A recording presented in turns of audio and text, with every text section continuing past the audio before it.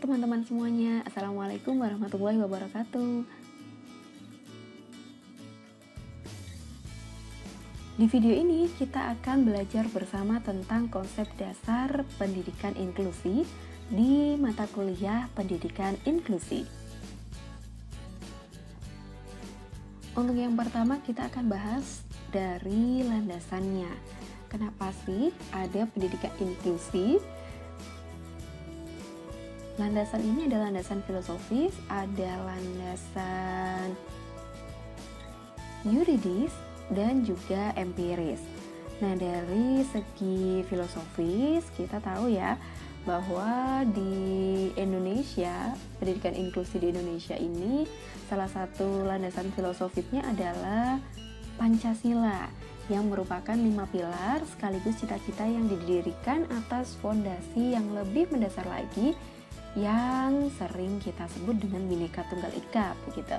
Dan karena Indonesia ini beragam banget begitu ya teman-teman, sampai dijuluki dengan Bhinneka Tunggal Ika karena ada keragaman dalam banyak hal, dari etniknya, adat istiadatnya, keyakinan, tradisi, dan budaya. Nah, ini juga merupakan kekayaan bangsa kita yang harus tetap kita junjung tinggi nih, dan juga bisa memperkuat persatuan dan juga kesatuan kita semuanya.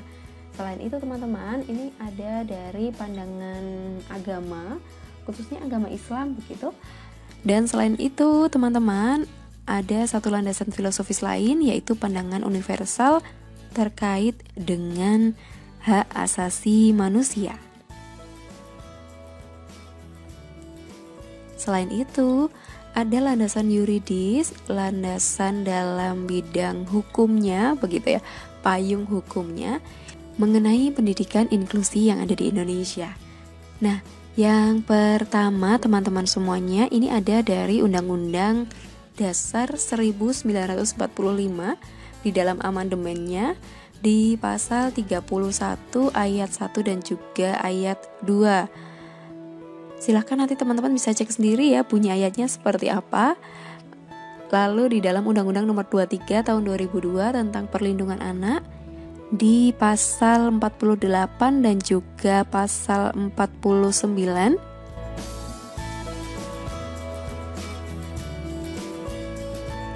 Lalu yang ketiga adalah Undang-Undang Nomor 20 Tahun 2003 tentang Sistem Pendidikan Nasional.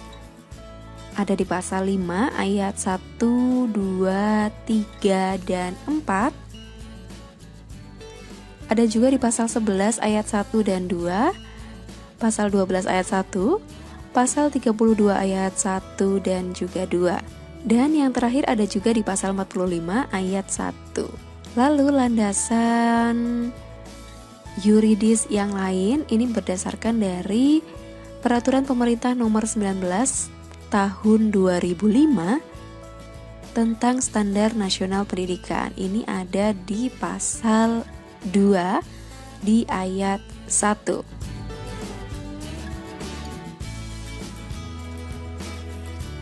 Dan yang terakhir adalah surat edaran dari Dirjen Dikdasmen Depdiknas, Direktorat Jenderal Pendidikan Dasar dan Menengah, Departemen Pendidikan Nasional di tahun 2003 tentang pendidikan inklusif.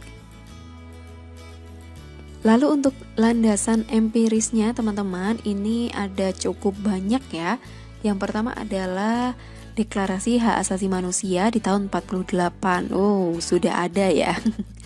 Ada juga Konvensi Hak Anak di tahun 89, Konferensi Dunia tentang Pendidikan untuk Semua atau Education for All ini di tahun 90, Resolusi PBB di tahun 93 tentang persamaan kesempatan bagi orang berkelainan. Ada juga pernyataan Salamanca tentang pendidikan inklusi di tahun 94. Nah, teman-teman, Salamanca yang dimaksud di sini adalah Konferensi Pendidikan Luar Biasa atau Special Needs Education di Salamanca, Spanyol begitu ya. Jadi yang namanya Konferensi Salamanca ini dikatakan Konferensi Salamanca karena tempatnya di kota Salamanca di Spanyol sana ya, dan menghasilkan pernyataan Salamanca atau Salamanca Statement.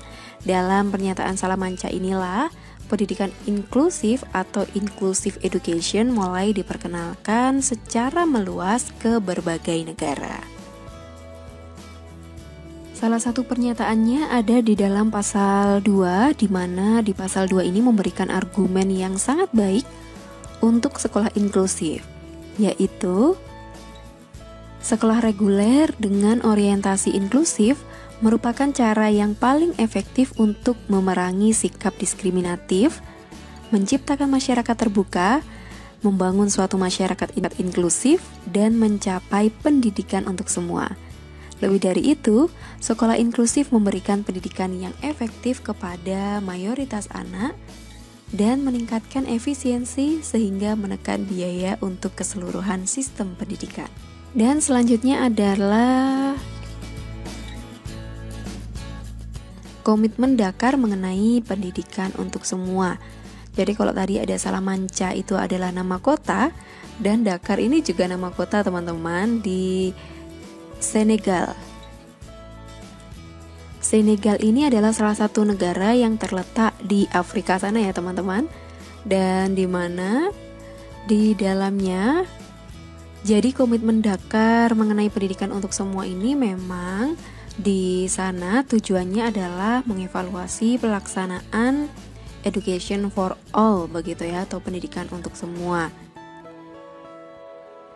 Dalam kerangka Dakar, pemerintah dan lembaga-lembaga lainnya berjanji untuk menciptakan lingkungan pendidikan yang aman, sehat, inklusif, dan dilengkapi dengan sumber-sumber yang memadai, yang kondusif untuk kegiatan belajar dengan tingkat pencapaian yang didefinisikan secara jelas untuk semua.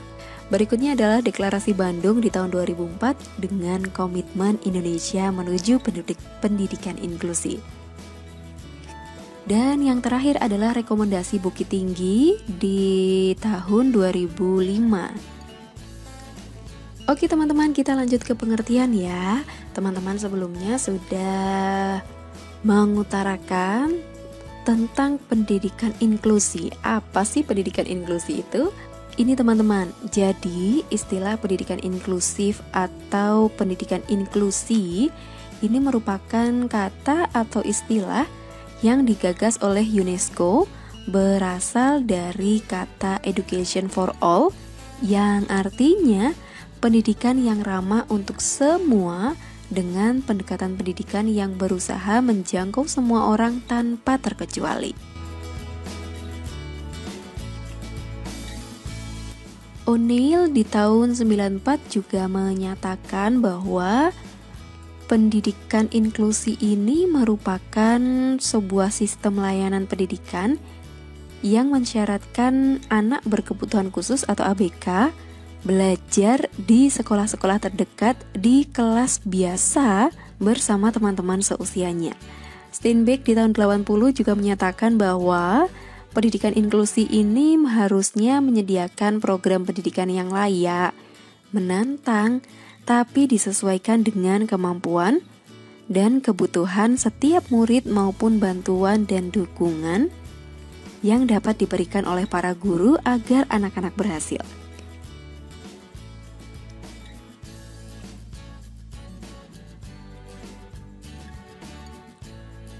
Jadi teman-teman, di pendidikan inklusi ini sudah seharusnya memberikan kesempatan luas-luasnya kepada semua anak untuk memperoleh pendidikan yang bermutu sesuai dengan kebutuhan individu tanpa ada diskriminasi.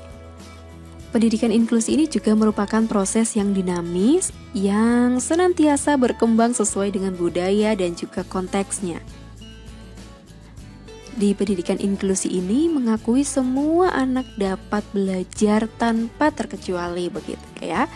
Jadi tidak hanya anak yang dalam tanda petik normal saja, tetapi anak-anak yang punya kebutuhan khusus, baik itu disabilitas ataupun non-disabilitas, anak yang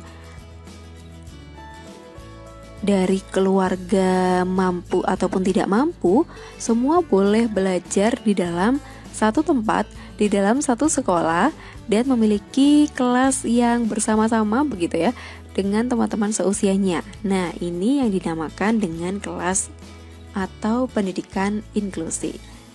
Teman-teman semuanya, apakah pendidikan ABK itu sama dengan pendidikan inklusi? Gimana, ayo? Di pertemuan sebelumnya, teman-teman juga sudah menjawab begitu ya. Dan memang kebanyakan dari teman-teman itu menjawabnya masih ada kesamaan. Jadi, pendidikan ABK sama dengan pendidikan inklusi. Kita lihat dulu ya. Ini dia teman-teman, kalau pendidikan ABK atau pendidikan luar biasa atau yang sering kita sebut dengan SLB begitu, ini perbedaannya. Jadi kalau pendidikan luar biasa atau di SLB, sekolah luar biasa, ini hanya untuk anak berkebutuhan khusus begitu ya teman-teman. Jadi ya sama seperti sekolah yang umum. Kalau sekolah umum untuk anak-anak yang tidak punya kebutuhan khusus, kalau di SLB ini anak-anaknya punya kebutuhan khusus. Gurunya adalah guru luar biasa. Dan kalau kita ibaratkan seperti balok nih teman-teman, anak-anak yang punya kebutuhan khusus itu baloknya balok persegi gitu ya. Anak yang tidak punya kebutuhan khusus baloknya adalah balok lingkaran. Anak-anak yang memiliki kebutuhan khusus dan anak-anak umum dan tentunya berbeda ya teman-teman semuanya. Nah, kalau kita lihat teman-teman juga pasti sempat mendengar ada yang namanya pendidikan terpadu, di mana di dalam pendidikan terpadu ini mengubah anak agar sesuai dengan sistemnya dan juga membuat balok persegi menjadi bundar begitu ya. Sistemnya sih sama, anak harus menyesuaikan atau kalau dia tidak bisa menyesuaikan maka nanti akan gagal. Jadi anak-anak yang balok persegi nih dipaksa untuk bisa menjadi balok yang bundar begitu ya. Apakah bisa? Ya bisa, tapi nanti pasti akan tidak pas gitu kan ya teman-teman. Jadi kalau kita ibaratkan bermain menyusun atau memasukkan ini ya benda sesuai dengan bentuknya, ketika tidak pas dan kita pas-paskan, pasti nanti hasilnya juga tidak akan optimal begitu ya teman-teman. Jadi ada yang mungkin pemotongannya tidak pas, tidak rapi, terlalu besar, terlalu kecil untuk masuk ke dalam lingkaran-lingkaran yang sudah disediakan. Berikutnya adalah pendidikan inklusif. Nah, ini teman-teman, kalau kita ngomong pendidikan inklusif, kita ibaratkan seperti potongan bentuk, bukan potongan bentuk sih ya. Bisa kita ibaratkan seperti bentuk-bentuk yang ada di gambar ini. Jadi ada lingkaran di tempatnya lingkaran, ada bintang di tempat bintang, ada persegi di tempatnya persegi, ada segi 6, ada oval, ada segi 5, ada trapesium, dan lain sebagainya, di mana semuanya dalam satu wadah. Nah, wadah inilah yang dinamakan pendidikan inklusi begitu. Jadi balok-balok kayu ini ditempatkan dalam satu kotak gitu ya. Di kotak itu namanya sekolahan pendidikan inklusi, di mana siswanya nggak cuman khusus untuk bundar aja nih, tapi oval juga boleh sekolah kok begitu. Sama seperti hewan gitu ya kalau kita ibaratkan.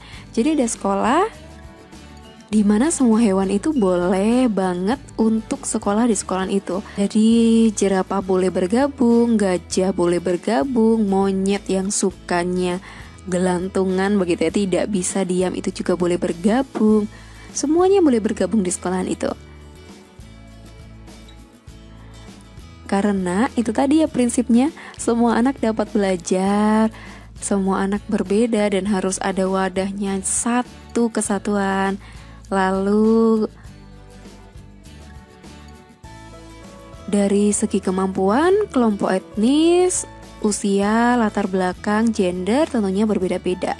Sama ya seperti hewan, ada gajah, ada jerapah, ada monyet, ada singa. Begitu ketika mereka dijadikan satu di dalam sekolah yang umum pasti akan kesusahan. Nah, makanya ini disebut sebagai sekolah inklusi atau pendidikan inklusi, begitu. Terima kasih teman-teman sudah menyimak dan belajar bersama tentang landasan dan juga pengertian dari pendidikan inklusi. Silahkan bisa lanjut ke materi berikutnya. Kita akan belajar bersama tentang prinsip, tujuan, dan juga tenaga profesional yang ada di dalam pendidikan inklusi.